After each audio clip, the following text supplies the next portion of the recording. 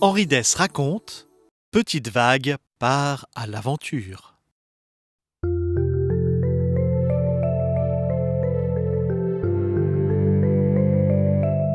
Petite Vague est née par une belle nuit d'été tout près du pôle Nord, après qu'une énorme montagne de glace détachée de la banquise eut basculé dans les flots. Splash! Sous le choc, des dizaines de vagues jaillirent vers le ciel avant de s'élancer dans toutes les directions. C'était Petite Vague et sa famille de vagues. Après cette naissance agitée, le calme revint rapidement. L'une derrière l'autre, les vagues avançaient joyeusement au rythme de la houle. « Ce qu'on est bien », disait Petite Vague dans un souffle. « Profites-en pour te reposer », répondait sa grande sœur devant elle. « C'est pas toujours comme ça, tu verras. » Effectivement, le lendemain, le vent réveilla violemment Petite Vague pour la souffler sans ménagement. À toute vitesse, Petite Vague fonçait cap au sud et bientôt, elle atteignit les eaux tièdes des tropiques, tendrement caressée par la chaleur des vents alizés. Petite Vague nageait en plein bonheur, quand elle sentit brusquement quelque chose de lourd et pointu grimper sur ses épaules. « Hé, qui est-ce qui me monte dessus ?» cria-t-elle en essayant d'éclabousser l'intrus.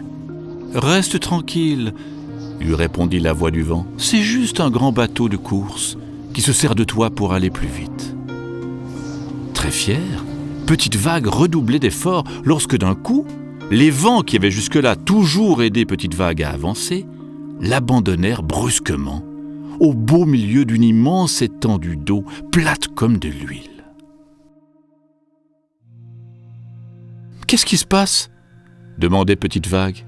« Pourquoi on ne bouge plus ?» Mais les autres vagues autour d'elle n'avaient même plus la force de lui répondre. « C'est le calme plat !» lui cria une mouette posée sur les flots.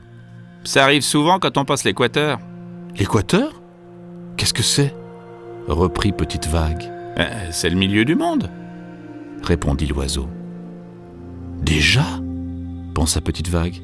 « Ça en fait du chemin depuis le pôle Nord. » Affaiblie par le manque de vent, Petite Vague ne bougeait presque plus lorsqu'elle vit une énorme masse noire se glisser sous elle en silence. « Qui va là ?»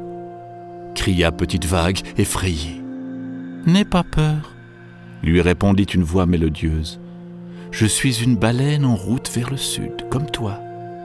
Si tu veux, je peux t'aider à avancer.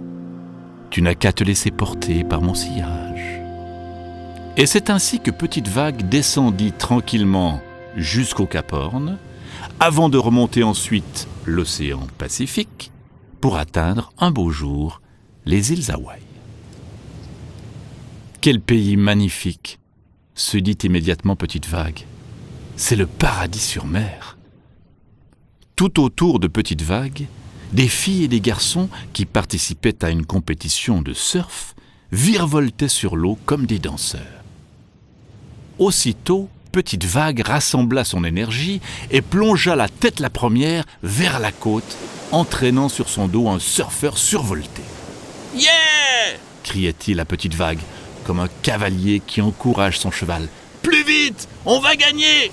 Et en effet, tous les spectateurs applaudissaient maintenant le surfeur, tandis que Petite Vague, toute heureuse d'avoir permis sa victoire, saluait discrètement, à la manière des vagues, en s'échouant doucement sur le sable, avant de retourner au large chercher d'autres surfeurs.